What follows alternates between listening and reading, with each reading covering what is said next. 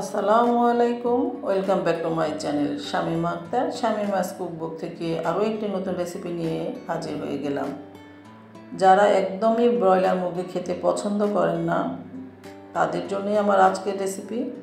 আমি আজকে ব্রয়লার মুরগি আলু দিয়ে রান্না করেছি, আর এটা এতটাই টেস্টি হয়েছে যে কেউ খেলে বুঝতেই পারবে না যে এটা ব্রয়লারের মুরগি। তো এর সাথে থাকছে কিছু টিপস এবং ট্রিক্স, যেটা আপনারা ফলো করলে আপনাদের এই ব্রয়লার মুরগি রান্নাটাও অসাধারণ হয়ে টেস্টি হয়ে উঠবে।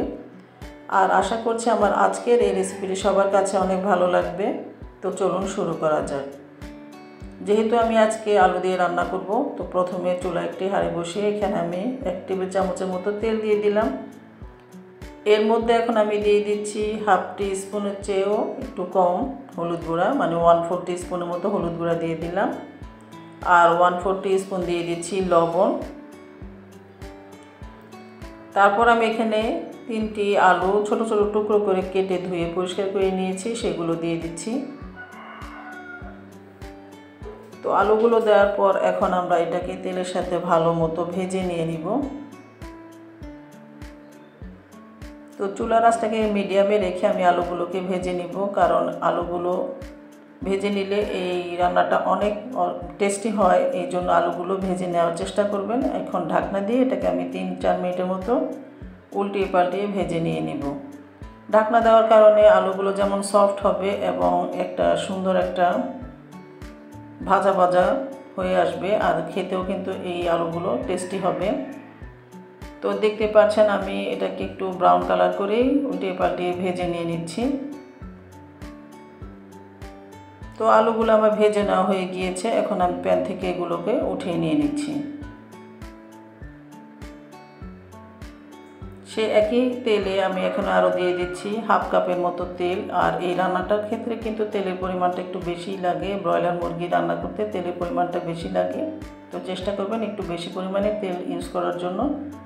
দিয়ে দিলাম আমি কিছু শুকনো মশলা, যেমন দারুচিনি, এলাচ, তেজপাতা, লবঙ্গ এবং গোলমরিচ। আমি এখানে 4-5টি করে লবঙ্গ গোলমরিচ দিয়ে দিয়েছি, আর 2টো তেজপাতা চিড়ে দিয়েছি, ছোট একটা টুকরো দারুচিনি দিয়েছি, যেহেতু আমি এখানে পরবর্তীতে মুরগির মশলাটা ইউজ করব। একটু ভেজে নেওয়ার পর তারপর আমি এখানে 1 কাপের মতো পেঁয়াজ কুচি দিয়ে দিচ্ছি। আর এই রান্নার ক্ষেত্রে পেঁয়াজের পরিমাণটা একটু বেশি লাগে, চেষ্টা করবেন একটু বেশি পরিমাণে পেঁয়াজটা দেওয়ার জন্য। তারপর আমি পেঁয়াজগুলোকে একটু ভেজে নিয়ে নিব। যখন একটা সফট হয়ে আসবে পেঁয়াজগুলো, তখন আমি প্রায় 2.5 টেবিল চামচের মতো আদা, রসুন এবং জিরা সম পরিমাণে আমি পেস্ট করে রেখেছিলাম, সেটা দিয়ে দিলাম। দিয়ে একটু ভেজে নিব। যখন একটু র ফ্লেভারটা পুরোপুরি চলে যাবে, তখন আমি একে একে এখানে গুঁড়ো মশলাটা দিয়ে দিচ্ছি। 1 চা চামচের মতো দিয়ে দিলাম লাল মরিচের গুঁড়া, হলুদ গুঁড়া এবং ধনিয়া গুঁড়া। যেহেতু আমি জিরা পেস্ট আগেই দিয়েছি, তাই জিরাটা দিলাম না। আর স্বাদ মতো লবণ দিয়ে অল্প একটু পানি দিয়ে দিলাম। দিয়ে এখন আমি মশলাটাকে কষিয়ে নিব। এখন আমি এখানে দিয়ে দিব বাজারে যে প্যাকেটে মুরগির মশলাটা পাওয়া যায়, সেখান থেকে প্রায় 2 টেবিল চামচ পরিমাণ। চাইলে আপনারা এই মশলাটা বাসায় তৈরি করে নিতে পারেন। তো আমি এখানে সেই বাজারে রেডিমিক্স যে মশলাটা পাওয়া যায় সেটা দিয়ে দিলাম। দিয়ে এখন সব কিছু মশলাটার সাথে ভালো মতো মিশিয়ে নিয়ে নিচ্ছি। তো দেখতে পাচ্ছেন যখন একদম কষিয়ে না হয়ে যাবে আর তেলটা উপরে ভেসে উঠবে, তখন আমি এখানে মুরগিটা অ্যাড করে দিচ্ছি। আমি মুরগিটা রেগুলার কাট করে কেটে নিয়েছি। এখানে 2 কেজি পরিমাণ মুরগির মাংস আছে, তো আমি সবগুলো দিয়ে দিচ্ছি। পা, ঘিলা, কলিজা ছাড়া যে সলিড মাংসটা থাকে সেটাই আমি এখানে ইউজ করেছি। তারপর আমি মশলার সাথে ভালো মতো উল্টিয়ে পাল্টিয়ে কষিয়ে নিয়ে নিচ্ছি। এখন আমি ঢাকনাটাকে দিয়ে আমি 5 মিনিট পর ফিরে আসছি। তো 5 মিনিট পর ফিরে আসছি, দেখতেই পাচ্ছেন আপনারা মুরগির মাংস থেকে অনেকটাই পানি বেরিয়ে এসেছে। তারপর আবার ভালো মতো সব কিছু কষিয়ে নিয়ে নিব। এখন আমি এখানে অ্যাড করে দিচ্ছি আগে যে ভেজে রেখেছিলাম আলুগুলো, সেগুলো দিয়ে দিচ্ছি।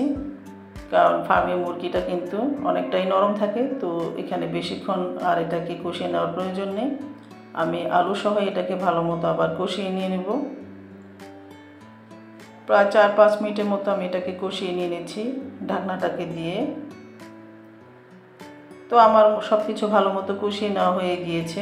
আমি 5-6 মিনিটের মতো এটাকে কষিয়ে নিয়েছিলাম। এখন আমি এখানে পরিমাণ মতো পানিটা দিয়ে দিচ্ছি, যেহেতু আমি একটু ঝোল রাখবো।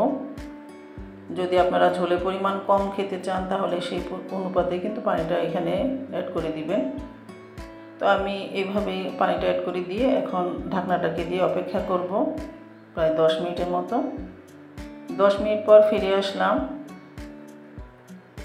মাঝে আমি একবার নেড়েচেড়ে দিয়েছিলাম, তো দেখতে পাচ্ছেন আমি এটাকে আবার ভালো মতো একটু নেড়েচেড়ে মিশিয়ে নিয়ে নিচ্ছি। আপনারা এই ক্ষেত্রে টালা জিরার গুঁড়োটা এখানে ইউজ করতে পারেন, এতে করেও কিন্তু খুব সুন্দর একটা ফ্লেভার আসবে। তো আমি আরও 5 মিনিট এটাকে ঢেকে রেখে সার্ভ করে নিয়ে নিব। ব্যাস তৈরি হয়ে গেল আমার দারুণ মজার আলু দিয়ে ফার্মের মুরগি বা ব্রয়লার মুরগির ঝোল, যেটা আপনারা সাদা ভাত, রুটি, পরোটা অথবা পোলাওর সাথে সার্ভ করে নিয়ে নিতে পারেন। আশা করছি আমার আজকের রেসিপিটি সবার কাছে অনেক ভালো লেগেছে। ভালো লাগলে লাইক, কমেন্ট, শেয়ার করতে একদমই ভুলবেন না। সবাই ভালো